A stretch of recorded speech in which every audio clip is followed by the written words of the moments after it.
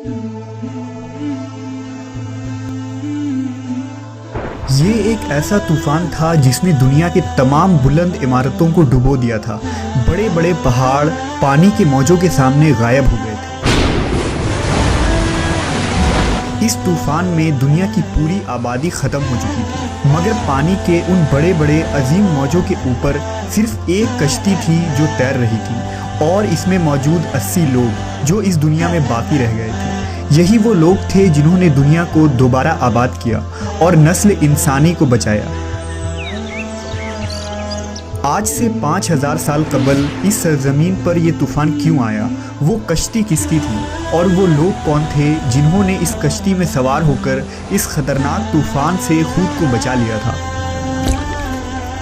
اس video میں ہم آج سے ہزاروں سال قبل آنے والی اس عظیم طوفان کے بارے میں جانیں گے، جسے طوفان نوح کے نام سے یاد کیا جاتا ہے۔ حضرت آدم علیہ السلام کے دنیا میں آنے کے بعد ان کی اولادیں دنیا میں خوب پھلی پھولی، لیکن ایک مدت گزر جانے کے بعد وہ لوگ خدا کو بھول چکے تھے، اور ایک خدا کے بجائے انہوں نے مٹی اور پتھر کے کئی خدا بنا لیے تھے۔ نہ صرف ان کی عبادت گاہیں بتوں سے بھری پڑی تھی، بلکہ ہر گھر میں بت رکھے ہوئے تھے۔ ابلیس نے بنی نوح انسان کو کفر و شرک میں مبتلا کر دیا تھا۔ لوگ حضرت آدم علیہ السلام، حضرت شیث علیہ السلام اور حضرت ادریس علیہ السلام کی تعلیمات کو بھلا چکے تھے۔ حضرت ادریس کو بھی وفات پائے سینکڑوں برس گزر چکے تھے۔ چنانچہ اللہ تبارک و تعالیٰ نے اس قوم ہی میں سے ایک نیک شخص حضرت نوح کو ان کی طرف نبی بنا کر بھیجا۔ آپ کے والد کا نام لمک تھا، اور وہ حضرت آدم علیہ السلام کے بیٹے حضرت شیث کی اولاد میں سے تھے۔ حضرت نوح علیہ السلام اللہ کے پہلے رسول ہیں جنہوں نے اپنی قوم کو تبلیغ کی۔ آپ پر کتابیں نازل ہوئیں، اور سب سے پہلے آپ کی قوم پر عذاب نازل ہوا۔ حضرت نوح علیہ السلام کی قوم ملک عراق کے گرد و نواح میں آباد تھے۔ آپ نے انہیں اللہ کی وحدانیت اور عبادت کی طرف دعوت دی۔ آپ نے اپنی قوم سے کہا، میں تم کو کھول کھول کر ڈر سنانے اور یہ پیغام پہنچانے آیا ہوں کہ اللہ کے سوا کسی کی عبادت نہ کرو۔ اگر تم اسی طرح کفر و شرک میں مبتلا رہے تو مجھے ڈر ہے کہ تم کسی سخت عذاب میں مبتلا نہ ہو جاؤ۔ حضرت نوح علیہ السلام کی قوم نے اس تبلیغ کے جواب میں آپ کو جھوٹا قرار دیا اور آپ کی دعوت کا انکار کر دیا، نیز دھمکی دی کہ اگر تم اپنے وعد و نصیحت اور دعوت سے باز نہ آئے تو ہم پتھر سے مار مار کر تمہیں قتل کر ڈالیں گے۔ اس زمانے میں لوگوں کی عمر کافی لمبی ہوا کرتی تھی، لہذا حضرت نوح نے بھی بہت لمبی عمر پائی تھی۔ آپ نے اپنی قوم کو 950 سال تک تبلیغ کی اور بے انتہا کوششیں کی کہ وہ لاشریک معبود پر ایمان لا کر شرک سے توبہ کر لیں، مگر ان پر کوئی اثر نہ ہوا۔ اس قوم میں صرف چند غریب لوگ تھے جو آپ پر ایمان لائے، جن کی تعداد 70 یا 80 تھی۔ جب درس توحید دیتے دیتے مدتیں گزر گئیں، ان پر کوئی اثر نہ ہوا تو ان کی مخالفت اور دشمنی میں اضافہ ہوتا گیا۔ اللہ نے اپنے نبی کے اطمینان کے لیے ان کی طرف وحی فرمائی کہ جن کی قسمت میں دولت ایمان تھی وہ ایمان لا چکے، ان کے علاوہ اور کوئی بھی ایمان لانے والا نہیں، اس لیے آپ ان کے لیے غم زدہ نہ ہو۔ اب مہلت کی گھڑیاں ختم ہونے والی ہیں، ان کی تباہی کا مقررہ وقت آ پہنچا ہے۔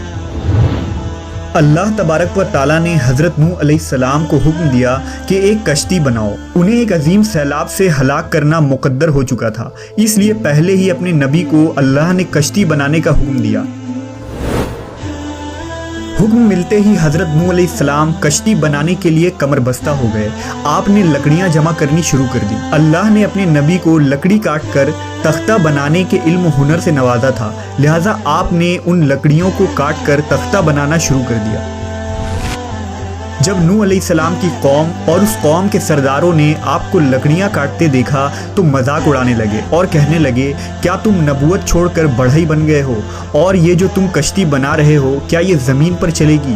یہاں تو کوئی دریا اور سمندر نہیں۔ غرض طرح طرح سے آپ کا مذاق اڑایا جاتا، لیکن آپ نے صبر کیا۔ اس کے جواب میں صرف یہی فرماتے کہ اے نافرمانو، آج تو تم میرا مذاق اڑا رہے ہو، لیکن اللہ کا عذاب طوفانی شکل میں آئے گا تو پھر تمہیں حقیقت کا پتہ چلے گا، مگر افسوس اس وقت تمہاری کوئی معافی قبول نہیں ہوئی۔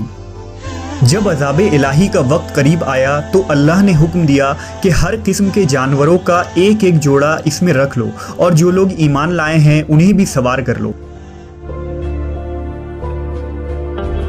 حضرت نوح نے احکام خداوندی کے مطابق سب کو سوار کر لیا اور عبادت الہی میں مصروف ہو گئے۔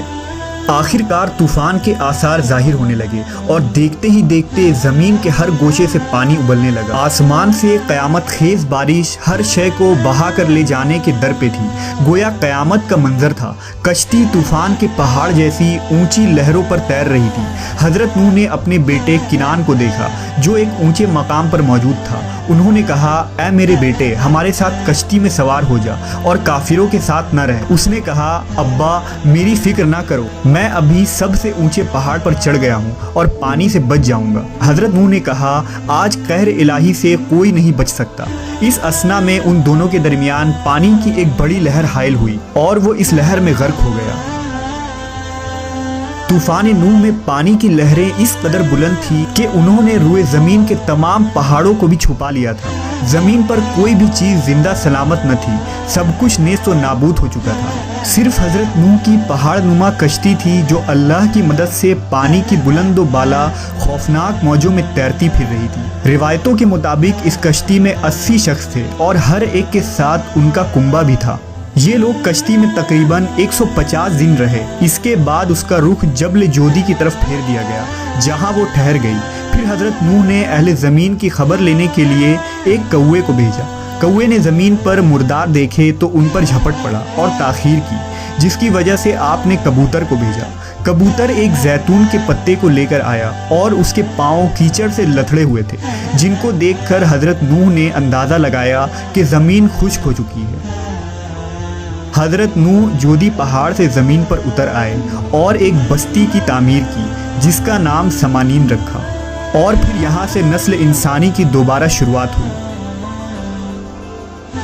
یونان، مصر، ہندوستان اور چین کے قدیم مذہبی کتابوں میں ایسی روایت تسلسل کے ساتھ بیان کی جاتی ہے جن میں ایک عظیم سیلاب کا ذکر ہے۔ زیادہ تر مذہبی کتابوں میں ایک کشتی کا تذکرہ ملتا ہے جس کے ذریعہ بچ جانے والوں نے نسل انسانی کو باقی رکھا۔ اے نوح، کشتی سے اترو، ہماری طرف سے سلامتی اور برکتوں کے ساتھ جو تم پر اور تمہارے ساتھ والوں پر رہیں گی، اور دوسری جماعت ہے کہ ہم انہیں دنیا میں فائدہ دیں گے، پھر انہیں ہماری طرف سے دردناک عذاب پہنچے گا۔ بے شک یہ دنیا طوفان ہے، شیطان بھٹکانے والا ہے، اور انبیاء کرام کشتی نوح ہے۔ جس نے ان کی پیروی چھوڑ دی وہ نوح علیہ السلام کے بیٹے کنعان کی طرح ہلاک ہوا، جبکہ اس طوفان سے محفوظ وہی رہے جو کشتی نوح میں سوار ہو گئے۔